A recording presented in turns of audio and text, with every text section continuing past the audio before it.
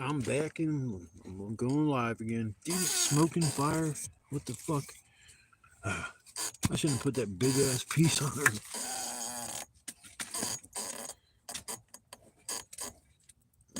Oh well. So I hope everybody's having a beautiful night. Oh shit, there goes the pillow. I gotta use that to block the fire.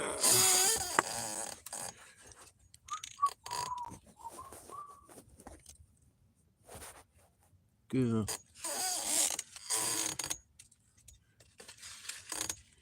Didn't really plan on coming out here tonight. I was gonna wait until next Friday, but I was just sitting at home bored and I figured, fuck it, I'll come out here and chill. Go live for a little bit tonight. I still gotta make my damn supper. Hope everybody, like I said, is having a beautiful night. It's beautiful out here. Tents keeping in the heat. It's one thing I like about this shelter. It does a pretty good job of keeping the heat in here now, especially after I sealed off all the little holes here and there. But yeah, fucking the temperatures are definitely dropping. The last time I was out here, it was 65 degrees. It was the coolest it got all night long. I was sitting in my t-shirt all night. I'm already layered up 3 layers. But I'll be warm all night. I got so much damn firewood. Probably enough wood to build a house. But it's better to have more wood than not enough wood. It sucks going looking for wood at 3 or 4 o'clock in the morning.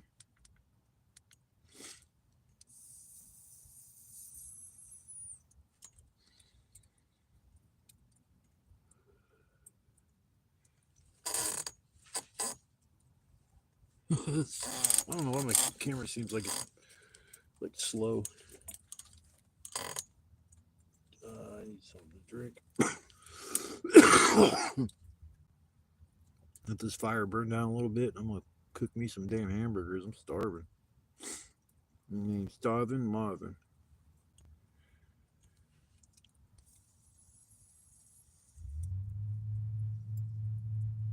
I swear to God, I spend 2 or 3 hours, at least 2 hours looking for wood. Usually it's right by me. There's just so many, so many briars. I go looking for wood somewhere I haven't been, and I end up with briars from head to toe. I had them on my red hoodie. I don't even know how the hell it got on my head. Sit there, and they're easier to pick off now because in the summertime, them things are like green and they stick to you. When you get them off, part of it stays on you. And it's like just sticks in your clothes until you wash them and shit. It's fucked up. But it's weird. I don't hear no crickets no more. All the crickets are gone. All I hear is the wind blowing through the trees.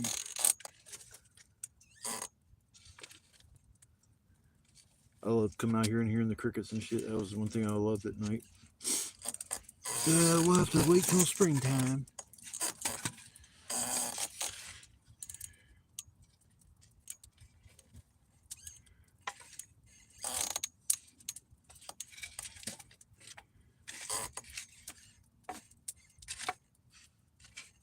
There.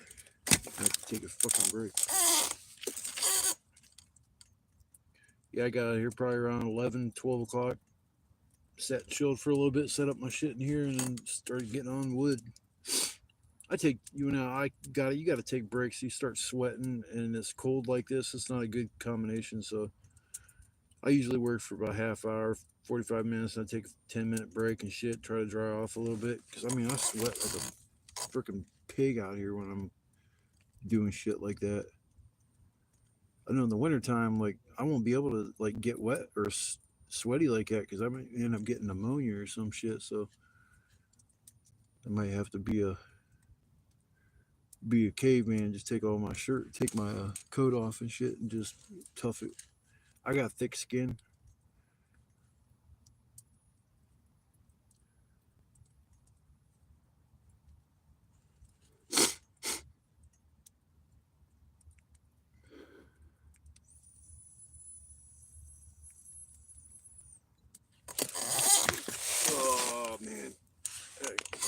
camera. Oh, I see two people in here. What?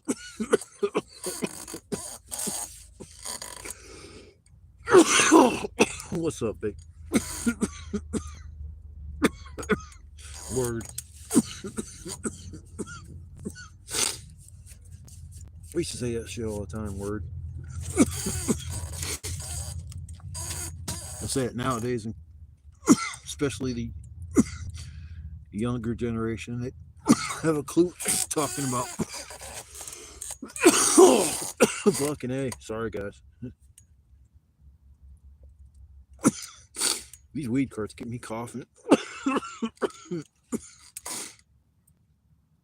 think this one's like 86% THC. I like smoking my bud and shit, but one thing about these carts is every hit you get is the same as the hit before, unless it gets right to the end of the cart. I try to get like 3 or 4 of them a month, and then I get a little bit of trees and try to make that last a whole month. I do good sometimes, other times I smoke it up. It just depends on what kind of bud it is. My dude goes up to Michigan and picks them up for me. I'm gonna start driving up there myself, but it's cheap. I get usually 4 carts for 90 or 85, and then he usually gives me a pre-roll or something, or some edibles too. Yeah, I like getting them Muhammad's cart. My dude's been getting those for a little while. They're fucking blueberry haze and watermelon OG, man. It tastes so fucking good. Get you baked. I know if I go to Michigan myself, when I was getting the drip carts, they were 4 for 100. So, I mean, I pay 90 for 4 of them. It's cheaper than me going all the way to Michigan. I don't have to waste gas and 6 to 8 hours of driving either. If the dispensaries were on point in here in Ohio, I'd just say fuck it and just go to a dispensary here. But Ohio's like lagging behind Michigan. Some of the shit in Michigan isn't even available here in Canton. I was asking my dude about the Stizzy pre-rolls that I get off of him. I get a jar of 5 of those for like $40. Them things get you ripped. They're infused with everything, ranging from keef to hash to live resin to freaking everything.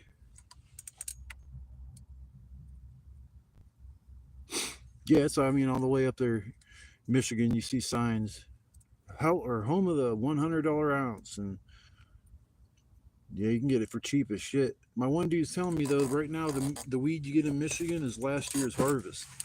They're not even selling what's been harvested this year. They're trying to off all the shit from last year. So, because he was like, if you want some good bud, you're gonna have to like kind of wait another couple months because they're offing all the old shit.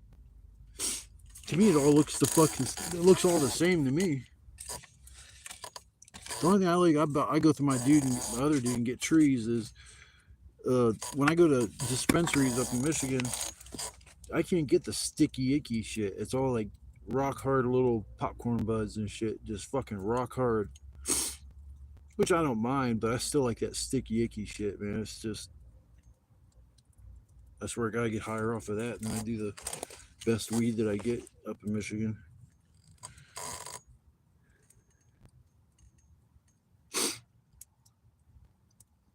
Yeah, Washington. I ain't never been there. I hope to do. I hope to do some traveling once I start driving though. Just go places and shit. Maybe I'll start looking at like maps and stuff and trying to find cool places to go stealth camping. I don't want to just stealth camp here forever.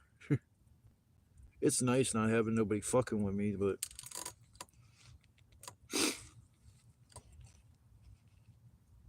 yeah, like I don't know.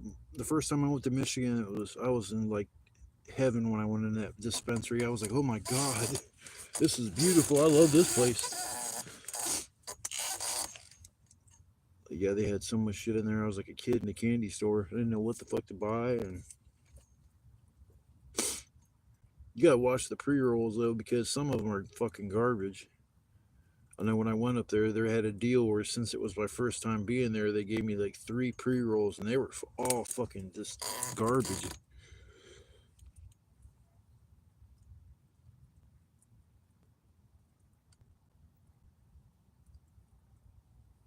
That's cool. I'm glad you got your car.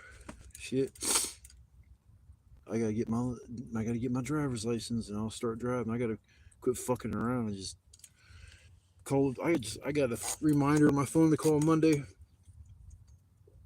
I get busy doing other shit, and then I forget about other stuff that I need to take care of, and it sucks. But I'm definitely calling Monday, the BMV, to see what I got to do next, because I think it's going to be insurance, which I can afford to get that, and then I have to make some payment arrangements with them with all the money. I owe $600 some to them still. And I think it's reinstatement fees or something. But they said they'll work with me on payment plans, so that's all. That's good. All good to me. Shit. How's your car running? It's nice to have a dependable ride, especially in the winter.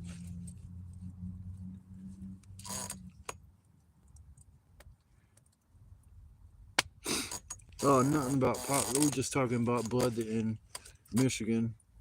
The difference between like sticky icky shit that I get here local, and if I go up to Michigan or to a dispensary in general, they just all their buds are like rock hard popcorn buds and shit.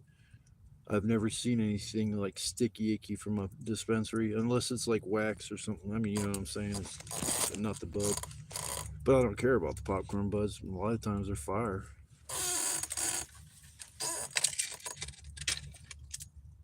But yeah, I like coming out here, I smoke my bud and shit, and just chill. No, I don't ever hear anybody back here. One time, like in the summer, there was one time. Oh shit! Oh, good. What the fuck is that, bro?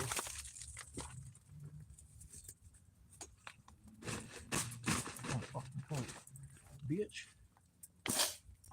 Glad I caught that. Sorry. Big old ember landed on top of my tarp. Can't believe I actually found it. Yeah, I got a shitload of wood, but when it starts after about midnight, 1 o'clock, it gets cold. Still got to make my supper.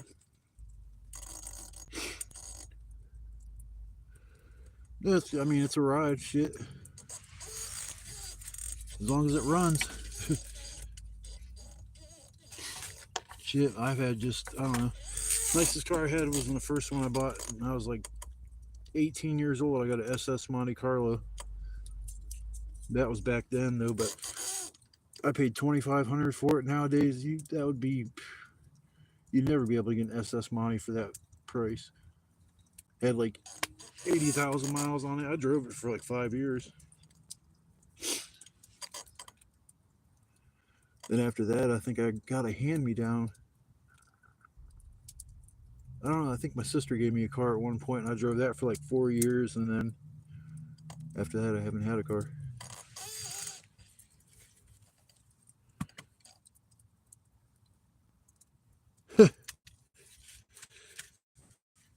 Well, that's cool. There's a chicken here. For Taurus. The other one I'm getting is like I thought it was an early 2000, but it's actually 2014. That SUV, I'll be able to just camp in the back of that, and then I'll just set up like a tarp shelter on the back of my SUV. I just hope I can lay down in it and sleep comfortably, because then I'll never ever get wet, or if I get that damn cold, I can turn the heat on.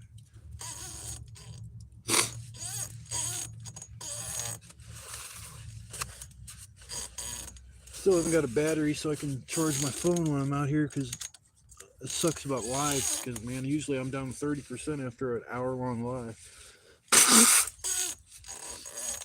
Man, I hate sitting out here sometimes, because the only reason why is the damn my nose runs just because of the cold weather. But I don't really have anything else to complain about. Now I come out here, to get away from all the bullshit. So if I was bullshit out here, I wouldn't even come out here. So it's just a nice, peaceful place to get away. And luckily, I found this place when I was living next door to this park. I never explored it like I have this summer, but I knew there was a lot of places back here you could go chill. I remember when I was living next door, I wanted to make it kind of a place like this, a little shelter I could just get away. But usually I'd go sit by the river. I'd love to get down to the river and be able to camp, but I got to go through some crazy shit to get there. Yeah, I'm gonna make hamburgers tonight. I was gonna make steak, but I just ate steak the other day. I always eat it like a steak when I come home from camping because I'm too tired. When I put a damn meal in the oven, I fucking sleep an hour or two past the time you're supposed to get it out, and I'll go through like 2, 3 frozen dinners before I just say fuck it and microwave a couple corn dogs. I hate that shit, wasting food, especially with the prices the way they are nowadays. You sit there and waste $15 worth of frozen dinners and don't even get to eat them. It sucks.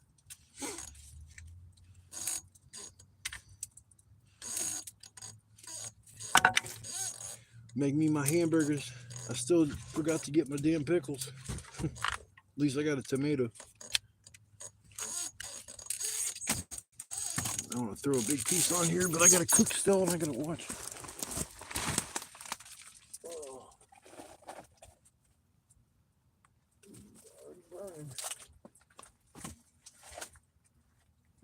Yeah, put that big old beast on there, shit.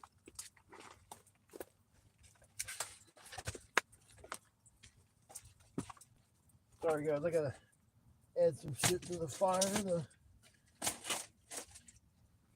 get going on there. I don't have to mess with it for a while. Ah, my damn knee, that hurt.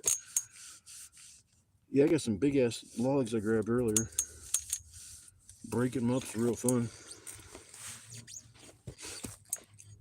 I had a giant log that I set up against a tree so it'd be nice and dry when I really wanted it. And I walked up to it, and I used to carry carpet in when I was doing flooring. I just put it on my back and lean forward, and it's so much easier than trying to wrestle with it. Another way, the leverage of you leaning forward makes the weight of the object seem like it's almost nothing. I installed carpet for probably 8, 9, 10 years. Even started my own business there for a minute, but finding reliable help sucks. And I had a contract with a place all the way up in Cleveland, which every day it was like an hour to drive there, and then wherever the hell we had to go to the job, you had to drive home from there, and it just spending 2, 3 hours on the road every day just kind of sucked. And the people I had working with me, they didn't have a good attitude. And the one guy I had working with me, he had already worked at that company that I went to, but they fired his ass because of his attitude.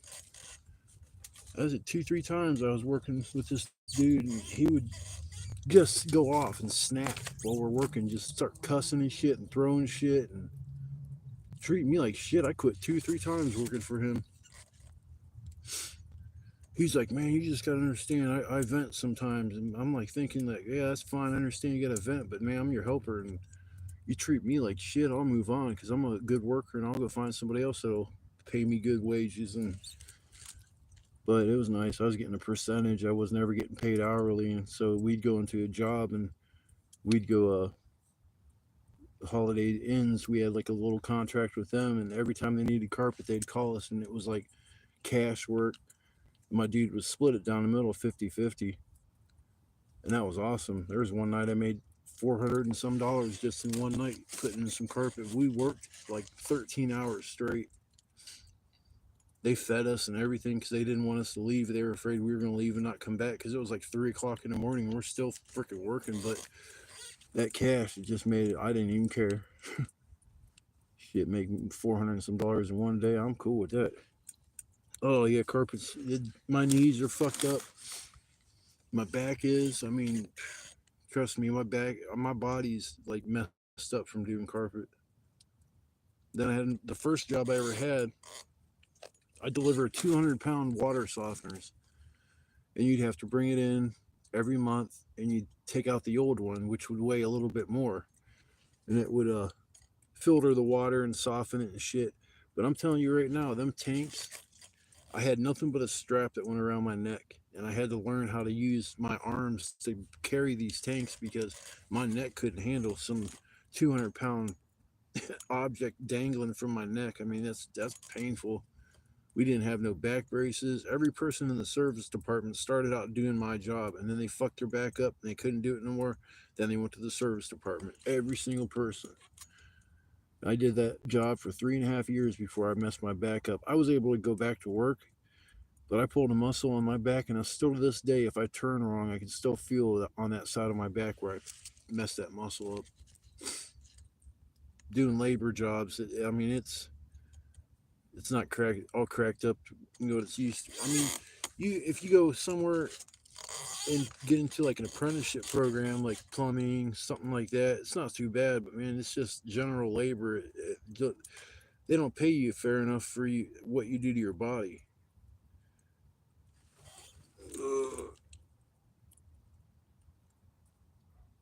Well, see, that's cool. Yeah, $100 to $200 a day.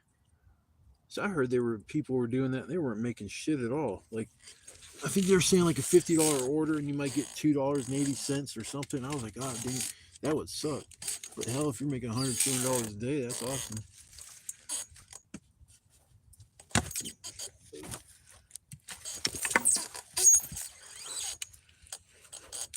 Yeah, I'll keep this channel going for a while. I mean, I'm never gonna unless I get a strike or some shit and delete my channel. I think I'll continue to add videos until I can't do it no more. I thought I lost my phone. I went in the store to buy a battery for my phone so I could charge it out here. And I get in the store and I can't find my phone, and I'm freaking out. I'm like, oh my God, I can't remember where I had it last. Shit. I'm like, I hope it's in the car, but why would it be in the car? I thought I had it in my pocket. And I'm like, just freaking out. I always freak out if I can't find my phone. It's one thing that if I can't find that, I just like, whoa, it just instant panic mode. I forget what they say that I got, panic attack. That's what it is. I get those. And that's the only, a few things will set off a panic attack for me. And one of them is definitely my cell phone being missing. It's like every time I break a phone or something, it's like $200, $200. And it's like, God, it's about every 2-3 years I got to get a new phone. I cracked my screen the last time when I came out here right before I left. I dropped it on the damn bathroom floor. I've never cracked the screen on a smartphone. And I laughed. I said, watch, I cracked the screen on the phone. I pick it up and the screen's cracked. I'm just sitting there with my mouth wide open like, you got to be fucking kidding me. But when I got my phone, apparently the company, Samsung, puts screen or protectors on there. And you can peel it off, put another one on. So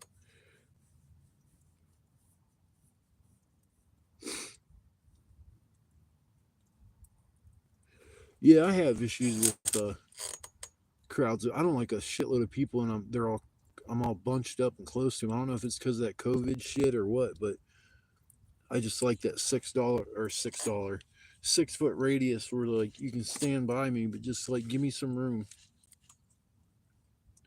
I only wore my mask when that COVID shit happened when I was just going into the store or some shit like that because they made you wear a mask, but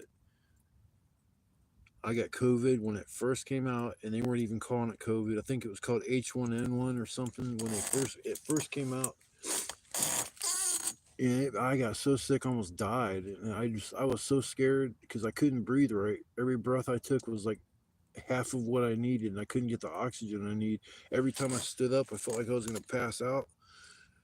It was terrible. I never went to the hospital for that first shit, but on Christmas, I'll never forget this past Christmas. Christmas Eve, I went to my parents' house to pick up something, and I was telling my mom how my body's just aching. She's like, "Are you feeling sick?" I'm like, "No, I don't feel sick at all. It's just my body aches." So I'm gonna have to go home and sit in the tub and take some ibuprofen and shit. I go home and do that. I'm just chilling. I go to bed and wake up, and I wake up sick as shit. I'm talking sick with every symptom you can have. I couldn't stop throwing up. I couldn't stop throwing up. Every 5-10 minutes, I'd just throw up. I kept having to drink water or something so I had something to throw up. And this went on and on and on for hours and hours and hours. I started getting dehydrated so bad that I was panicking. So I called 911 on Christmas night and had to go to the hospital. And I ended up having COVID, pneumonia, and the flu. I thought they were going to keep me there. And they're like, okay, here's your discharge orders. I'm like, you're not going to keep me here? And they're like, no, why would we keep you here? And I'm like, I don't know. I thought when you get COVID, you go to the hospital, they keep you there. But I guess it's not like that now. I didn't get my shot. I don't. Everybody I know that got their shots and their boosters and all that shit has had COVID at least 3 or 4 times. I've had it twice, but I just don't get it.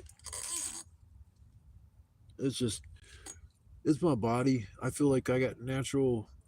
If you get your body to naturally produce antibodies to fight off shit, like I felt like when I got COVID the first time, I didn't get sick again for almost 4 years or 3 years or whatever, 2020 to, yeah, about 4 years. I didn't get a cold. I didn't get nothing for those 4 years. But then I don't know how I got COVID this year.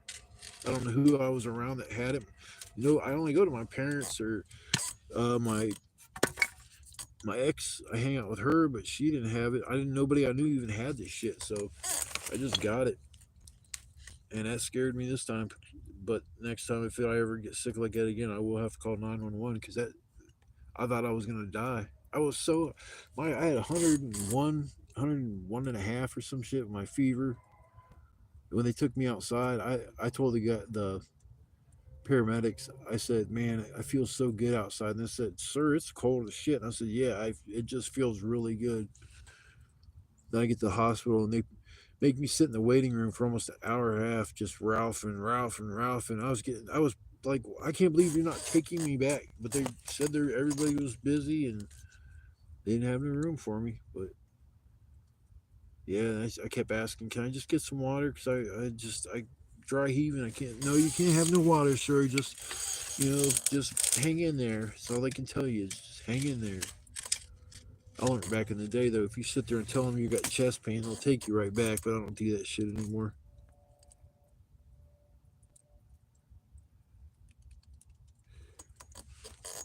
Yeah, I remember being sick as a kid. Shit, I remember having chicken pox. I had them on my feet, walking around. That shit hurt. Them blisters on my feet. That's what I remember. Just that chicken pox shit. And that's where you get that one time, then you never get it again. It's like everybody I know. I think it's just normal. Everybody gets chicken pox. Usually, if I get anything, it's just like a cold or. I don't usually get sick to my stomach like flu wise, but I did on Christmas.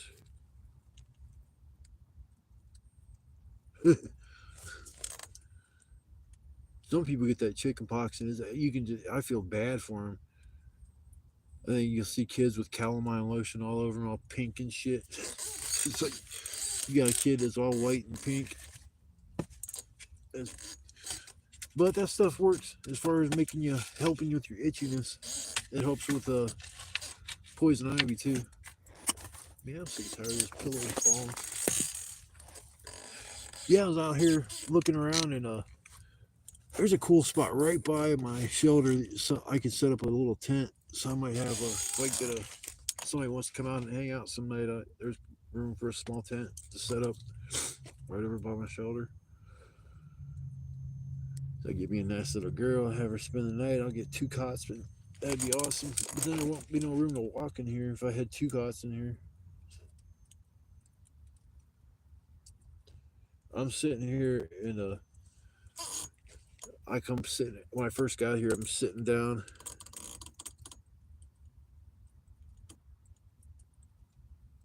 Your mom took you to the house to get it, like that was the game plan. Like, I'm getting you some chicken pox. Come on, we gotta go for a ride. They forced the chicken pox on you. I don't even know why the hell they call it chicken pox. I don't even know why in the hell I brought up chicken pox. I just ramble. Ramble.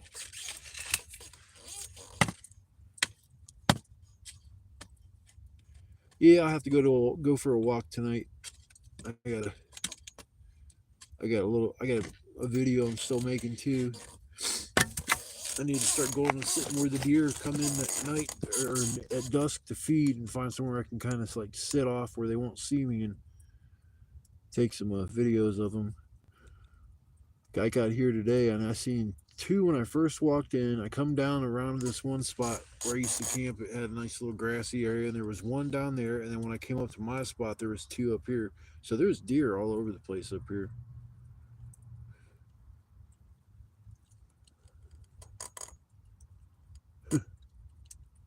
That's fucked up, man. I don't even know how I got it when I was a kid. Around somebody that had it apparently. My mom probably did the same thing to me. It just didn't tell me. Parents do some fucked up shit, man. I remember my mom.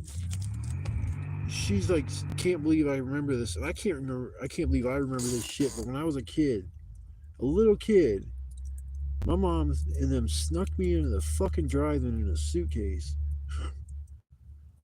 And I remember seeing the Jungle Book and shit. And I was only like maybe 1 or 2 years old. My mom's like, I can't believe you remember that. Well, I mean, it's weird how some things when you're young, like real young, it just kind of sticks with you. But yeah, I remember parents do some fucking weird shit. They don't. I mean, it's different nowadays, but I remember somebody had an El Camino, and they'd load up like 5, 6 kids in the back and just cruise down the highway like it was nothing. Oh, I know, man. My parents would have probably lost me as a kid. They would probably came and took me away or some shit. My mom was all right, but I don't know.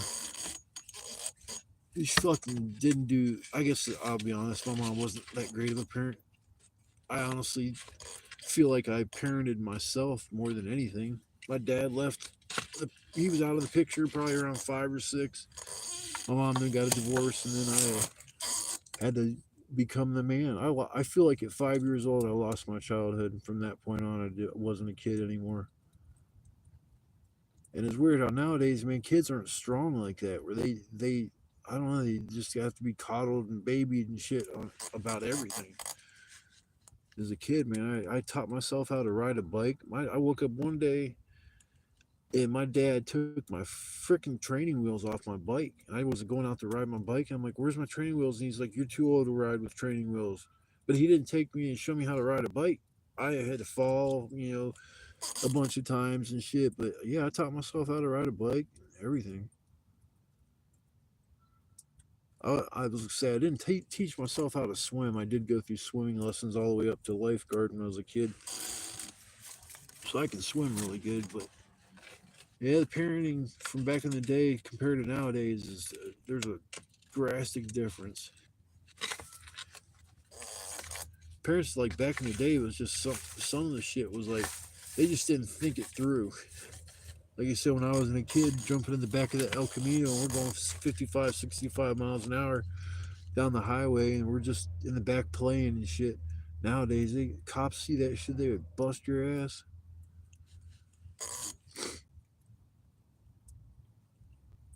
Yeah, it's kind of on my end too. The same thing with me. We got a lot of shit in common. We're gonna have to hook up. I'll have to maybe this weekend or this week coming up.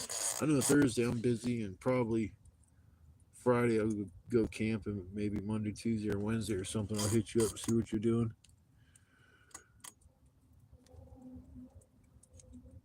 Yeah, my stepdad. He came in the picture. I think I was like 9 years old or some shit. He was a workaholic. He was all right. He didn't do anything with me ever. He didn't like he ever took me fishing or something like that. Took me once to shoot a gun, and my sister shot me in the fucking head. Yeah, that's a wonderful story too about me getting shot in the head. I'm lucky it grazed my head. So lucky, man. I still got the little spot on my head where the bullet. Weird. I was hit by a car when I was a kid too. I got a permanent bump on my freaking forehead. Yeah, my sister was way too young apparently to handle a gun because we went out to a strip pit. Once again, parents not thinking things through. My stepdad's friend had an AK-47. They wanted to go out and shoot it, so we went out to the strip pit. And they're shooting the AK-47, and they let me shoot it. And then they said, "My sister, oh, you're too young to handle something like that. Here, you can hold this." And she turns around to me and goes, "Bang, you're dead." And when she said "bang," that fucking gun went off. I had blood coming down my head. I thought I was gonna die. That's why I have issues with my fucking sister, man. Ugh. Yeah, it's like I don't know. Some kids, I guess, have it good and have it made where they just don't have to experience some of the shit. But I think a lot of stuff we experienced as kids toughened us up enough to be, adults. We're like, I don't require anybody to help me with anything. I've always been independent, did everything on my own. My grandma helped me with getting my paying off my court costs and shit. That $1,200, but I have to pay her back, and I'll guarantee I'll pay her back because I appreciated that more than anything. I mean, the person that gave me the car and then my grandma helped me out like that. I've been doing the right thing for a long time, and I feel like karma comes back sometimes, and it's nice.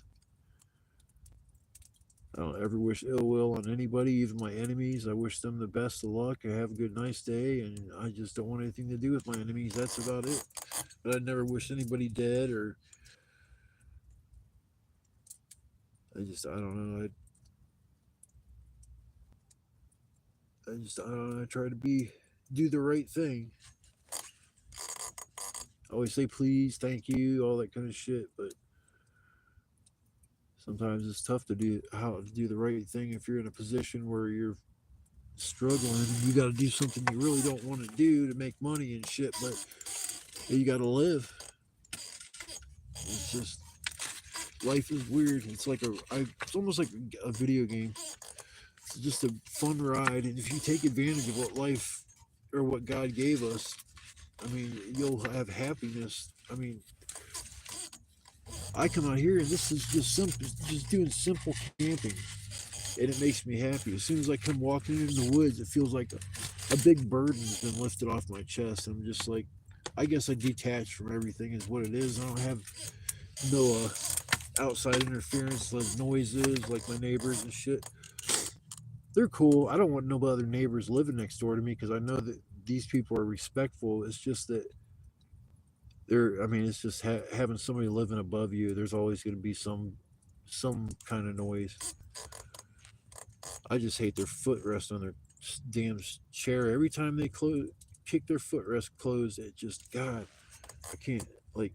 It just shakes my shit. And then half the time in the middle of the night, I'll scream some shit. That fucking bullshit. I'm sick and tired of this footrest fucking bullshit. And then you won't hear nothing. So I think there's like they try to be as quiet as they can, which is cool. I mean, sometimes you got people that don't even give a damn. My luck, I thought I was going to have somebody. Well, the first people that lived next door to me is the reason why I'm coming out here camping. They were raging alcoholics, made my life a living hell. I couldn't even get no sleep, maybe a half hour or an hour, and they were drinking, pass out for an hour, wake back up, and they just drink. I mean, from at 5 o'clock in the morning, you would hear them getting all excited because at 6 o'clock they can go up and get booze from the drive-through, and they'd be well, come on, bro, man, bro, hell yeah, man, bro, we gotta get fucked up and just getting so excited at 5 o'clock in the morning to get some beer and shit. I don't care if you're an alcoholic and shit, bro. I understand that addiction's a motherfucker, but they didn't care. Their favorite words were "I don't give a fuck," and they just didn't give a fuck. I knocked on their door 5, 6, 7 times. I mean, asking them to please be quiet or quiet down, that their partying's keeping me up. 4 or 5 o'clock in the morning, you could take the trash out and you could hear all the way at the dumpster them yelling and shit. Everybody just kept telling me, "Oh, they'll end up in jail, dude. Don't worry about it. Don't worry." I'm like, yeah, but in the meantime, I got to deal with this bullshit. My landlords won't do nothing about it. As long as you pay your rent, they're not going to say a word about anything. If something's broken, they'll come out and fix it for sure. Yeah, it's getting shots fucked up. Well, at least you lived and shit through. You made it through that. There's a lot of kids out there that unfortunately get shot in the drive-by and they ain't doing nothing but maybe just playing. Or they're inside the house and a stray bullet, comes in and zaps a kid in the head. It's like you would think that the odds of that happening are so like that it wouldn't. It's just that there's no way that could happen. But yeah, how many times I heard kids getting killed and shit. Nowadays, kids don't want to fight. They're afraid to get an ass whooping. They're so much that they'll bring a gun and think that'll solve everything. I never in my life had to carry a gun anywhere. I did shit where I should have had a gun. I ain't gonna lie. I mean, some of the people I used to run with and shit and the lifestyle I was living, yeah, I should have had a gun. I remember getting butt off this dude. I never had got it off him before, and my buddy was getting it for me from him, and he told me, he said, I'll just give you my dude's number and you can deal with him. So I hit him up and shit, and asked him if he could bring an ounce and shit. He brought an ounce, and we were, over the course of time, I started getting shit from him a lot more often, and I was hustling. And he told me the one day we were sitting there chilling, he goes, I could have came over that first time I dealt with you and just shot you and took your money and not gave you a fucking thing.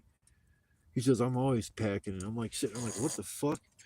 And it's like, this dude was cool, but then all of a sudden his moods would just swing. And so I called him Pitbull.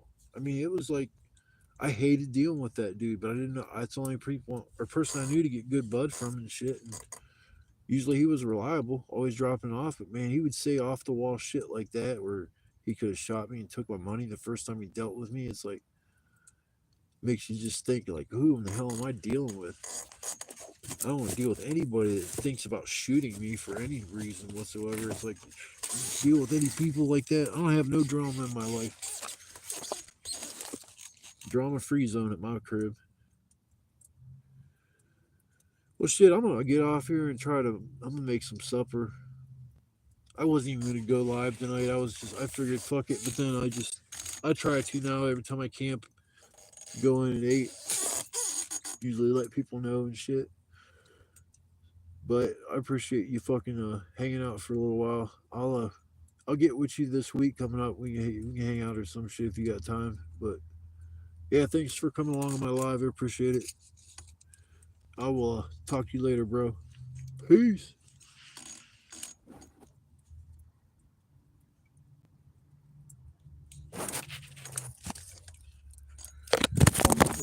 Fucking phone. Technical difficulties.